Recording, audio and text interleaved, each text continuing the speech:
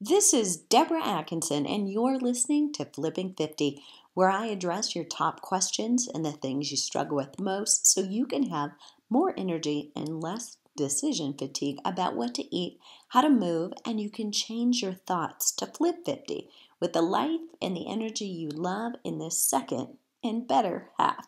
And my guest today is your body. What we're sharing today is all about what your body wants to tell you about fat if it could talk. So hang on, buckle your seatbelt. This is the real message from your real body after 50. I'm really lazy and I don't like carrying this extra fat around any more than you do. It's not what you burn during exercise that matters. When you exercise more and eat less, I get confused. Those are two separate messages. Exercise more says rev the engines, let's burn more calories, let's do it faster. And eating less messages me to burn fewer calories, to conserve, because we don't know when more might be coming. When I'm confused, by the way, I'm going to protect you by storing fat just in case we need it later. And when I need to shed weight, say I'm under stress, I shed muscle along with fat and quite a bit of water weight. I can't function very well without consuming fat. In fact, I can't think very well. My brain is 60% fat. I definitely can't function without water. So one of the things I have to shut down right away is your metabolism. Those processed chemicals confuse me. So when you're eating things out of a box or a wrapper with words you can't pronounce, or made with artificial sweeteners like those sugar-free popsicles, sugar-free fudgesicles, those low-fat treats, those frozen dinners, I'm totally confused. And remember, when I'm confused, I slow your metabolism. Every diet trick you ever learned about losing weight was wrong. Like, eat for volume, not for nutrients. Like, calories in and calories out is what matters. Like, if you're hungry, it means you must be losing weight. Like, salads are best for weight loss. Like, cutting out carbs will result in rapid fat loss. Like, the scale showing weight loss means success. All wrong. I am so resilient that I can get by on nearly no food for days and still not lose fat. It's true I lose muscle with age, which makes me fatter even if I don't gain fat, but that's only if you don't do anything to prevent it. Lift weights twice a week, eat more protein. Those are two steps you can take that will help a lot. I really don't process protein very well anymore, so keep it coming. I need a little bit more. The less active I am, the more you need protein. How unintuitive is that? Now, your body wants me to take a break. If you want more of these flips, many of these are from my newest book, Hot Not Bothered, and you can get a free copy in minutes right to your computer. Just a PDF that you can open up and read. If you'd rather have the Kindle version or a paperback, you can go to the Amazon.com for the Kindle version and read it from that. Or if you opt in to Hot Not Bothered on the flipping50.com website, you can either get the immediate PDF and start reading, or you can request a free book as long as you chip in for shipping and handling. So here's your body back from that commercial break. I prefer to move every day, all day, instead of exercising so hard for an hour and then couching it the rest of the day. I really can't move all day and exercise hard for an hour. So if you exhaust me in the gym, it will probably backfire on you. Hours of weight training don't really make me any more fit or more lean than reaching fatigue with a few sets in a few minutes. It cracks me up when you think you can tone your arms after not paying attention to my major muscle groups for years. If I don't tell you I'm hungry, beginning maybe at 3 or more hours after my last meal, and for sure around 4 to 5 hours after my last meal, something's wrong. When I'm hungry, by the way, feed me good food. When I'm thirsty, you waited too long to give me pure, unfiltered water. When I'm tired, I need to rest better. I love a challenge, and I respond by getting stronger, faster, and having more endurance. So if you give me the food and rest I need to recover, that's what will happen. Any of those other models that you see that have put on fat with age, it's just because they didn't have the right information. If you start to take better care of me now, no matter how old I am, I will respond positively with more energy, a better mood, better sleep, and ultimately, I'll drop this extra fat so we can both have a good time.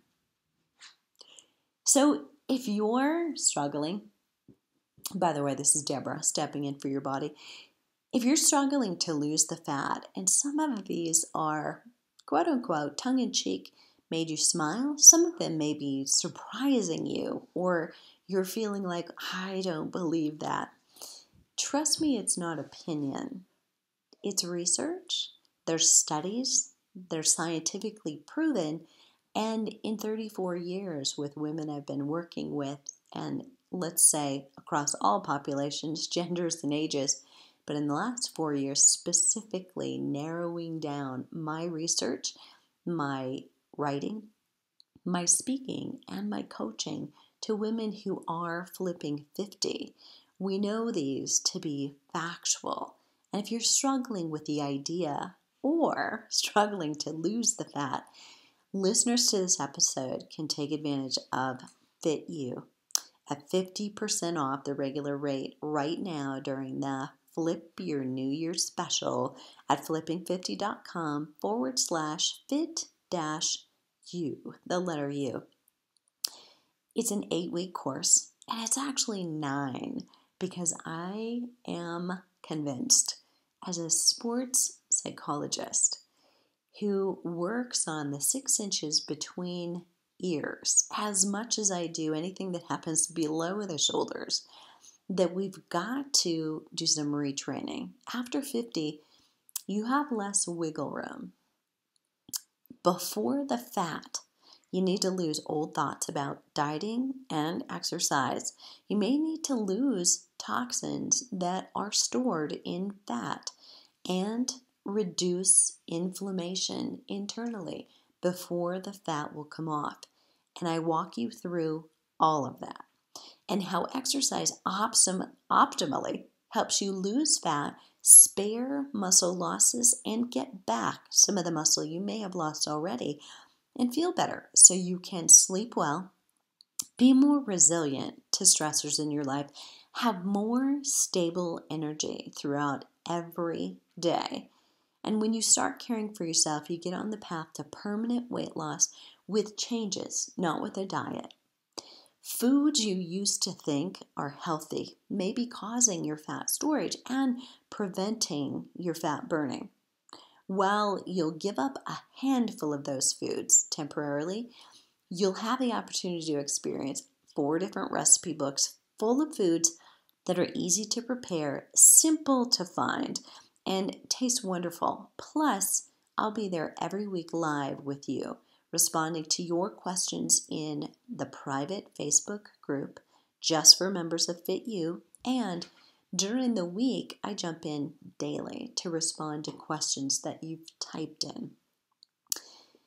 I'm going to leave you here with some answers. So if I were your body, pointing out all the things that you might be negligent in, that are truths, I would be remiss if I didn't leave you with some solution. So I'm going to leave you with 5 flips that boost fat burn and 5 or 6 flips, the little bonus, that stop fat storage.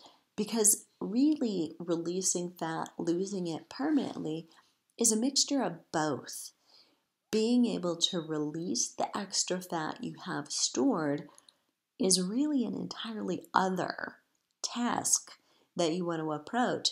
It's not just a matter of how do you burn more fat. So here's the truth about boosting fat burn. Simple little habits and things you want to check off to be sure you're doing. Number 1, Mashta, M-A-T-C-H-A, before exercise. And if you can't do that, if the timing doesn't work for you to get in a Mashta latte or add Mashta powder, it's green tea powder, to a smoothie before you exercise, doing it any other time of day is also going to help. Up to 29% more fat burning after interval training, which is already a bump from traditional kinds of long, slow exercise training. And even if you're not taking it before exercise, you're taking it any other time of day, there's a bump in the fat that you'll burn that's pretty close. It's 24%. It's definitely worth trying to stomach this drink that you can sweeten with a little bit of stevia and add to warm almond milk or coconut milk for a little latte, or dump it right into your smoothie where you'll probably not even notice it's there outside of the green color. The second flip that boosts fat burn: interval training 1 or 2 times a week. More is not better, and more actually may increase the stress and the inflammation in your body. So check off 1 to 2 times a week. Make it worth it. Make it enough so you actually want some recovery in between. Then you'll know you're working at an intensity that is enough to do you good. Weight training 2 times a week to fatigue. Now, could you do a third time? You could, but for a lot of women, doing 2 times a week and stepping into that and owning it on a regular basis is far better than trying to fit in 3 times that might seem too much and hard to do. So we throw the towel in and we don't do any. But twice a week gets you 75 to 80% of your results. And then you're more assured that you can exercise in a quality, intentional way to reach fatigue and then recover between adequately so that every workout pays off. It's not the workout, remember, it's the recovery that happens between if you're given adequate rest and adequate nutrition. The next one is more activity all day long. We talk about this significantly. It's called NEAT, non-exercise activity time. These are just your up and down the stairs at home. It's cleaning your house, I know. It's gardening. It's walking the dog. It's being more active at work, even standing, walking down the hall, taking an active lunch break. These little things and believing that they matter really do matter. They're tied more closely to the likelihood or eliminating the likelihood that you will be overweight or obese than formal exercise is. So when researchers look across the board at what people who are more naturally thin or who are thin now after having lost weight. And what's the difference between them and people who are more overweight and obese? It is the amount of NEAT all day, every day. So those people who are exercising half an hour or 60 minutes intensely and then recovering or sedentary the rest of the day, not as well off as those of us who exercise in a sweet spot, so it gives us more energy, and then we use that energy to be active all day. The fifth flip that boosts fat burn is appropriate exercise nutrition. You heard your body tell you that if you exercise and then don't feed it, it can't repair, rebuild, and get better.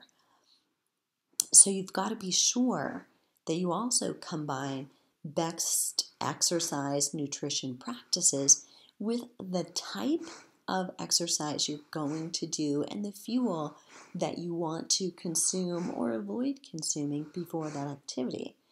Before interval training, because interval training tends to, at higher intensities, we burn more carbohydrate, and because it's easier to access unless you've shifted to becoming a fat-burning body. And even then, our tendency is going to be to burn carbohydrates. A little bit of carbohydrate before high-intensity intervals, if you're hungry, will pay off better by having fat burn secondarily and get you started in doing that.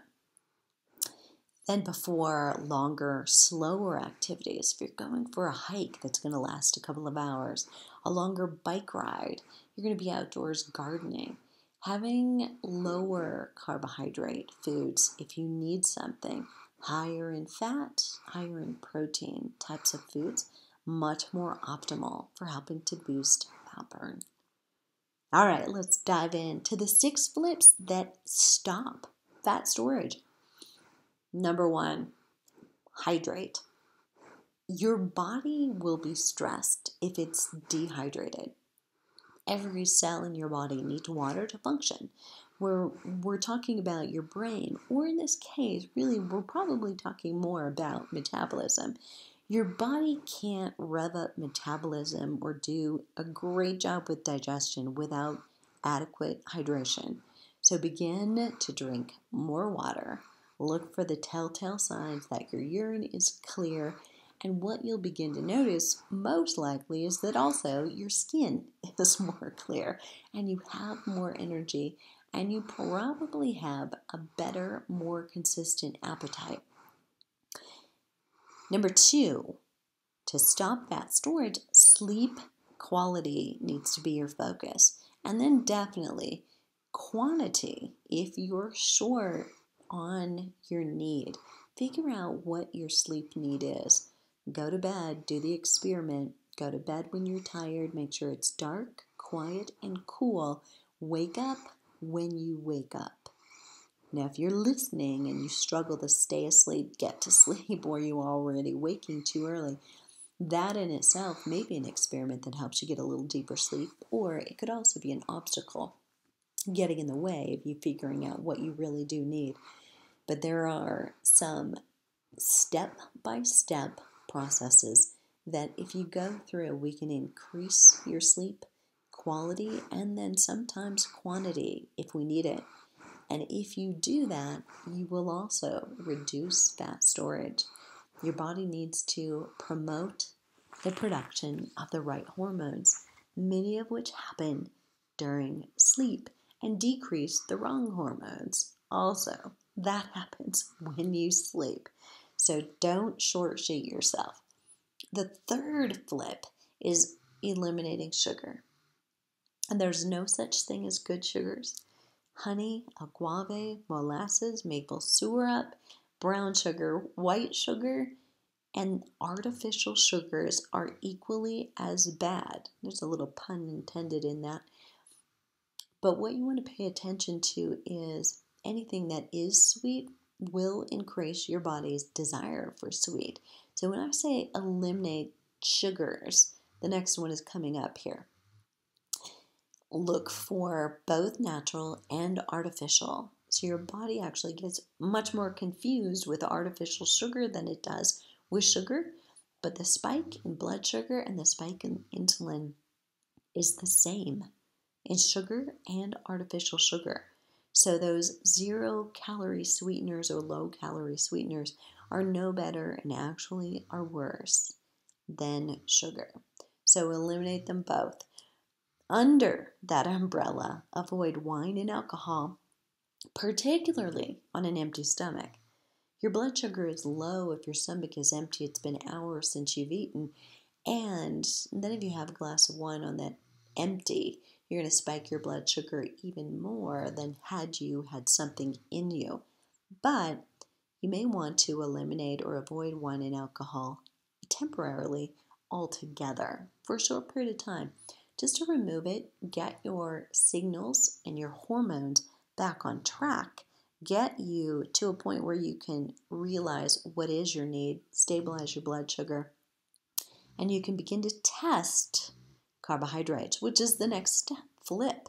Eat carbohydrates in the right amount at the right time for you right now. It may not be what's always been true of you 20 years ago, 10 years ago, even 5 years ago. As hormones fluctuate, a lot of things change. You become more sensitive or less sensitive to insulin and then to blood sugar changes. And your swinging moods may be relative to how much carbohydrates and it tie into sugar elimination and the wine. Really, we're talking about rapidly absorbed sugars or carbohydrates that rapidly turn to sugar and spike what's going on in blood sugar and insulin release, all that increase fat storage. And too few carbohydrates can have the same result. So we need to find your sweet spot in order for you to function best, have energy to do the exercise, and have adequate carbohydrates to promote certain hormones like serotonin, which makes us feel good. And if you feel good, you're happier, you're in a better mood, your body naturally feels good too. The sixth flip that stops fat storage is reducing your overall stress load. Now this one, coming from the tangible standpoint, is easier. The intangible, a little less easy. But we're talking about doing things like spending some time in, say, a sauna, increasing your core temperature. Heat saunas are known to support toxic release. Eating some more of the right kinds of foods, incorporating green smoothies, lemon water, apple cider vinegar to recipes and or to water to support an alkaline body as opposed to a more acidic body. That's basically improving your pH level so your body can function better, happier, and disease and other stressors can't function well. Exercise in the right amount can help you release your overall stress load. Unprocessing your diet is hugely supportive of reducing your stress load. Your exposure to toxins. How much time are you spending with a cell phone on your body, with screens in front of you? Trying to reduce that time and taking a conscious cleanse from those kinds of exposures as often and regularly as you can, to get outdoors, to get negative ions that happen in nature near green ground or trees or grass. Getting exposure to those helps to balance and offset the toxic exposure that we have in our world today. And if any of those spurred a question and you'd like to submit it, leave it below the show link at flipping50.com/podcast and join us on the Flipping 50 Team Facebook page for more conversation. To get all the juicy resources and links mentioned in today's show, Fit You, Hot Not Bothered, the link to your free book, Visit today's episode at flipping50.com/podcast. And if you enjoyed this show, please leave a rating in iTunes. It really helps. Let's spread the word so we can surround ourselves with women who are on the same journey and also want to raise that glass ceiling about the way we age. What are you waiting for? Start flipping 50 today.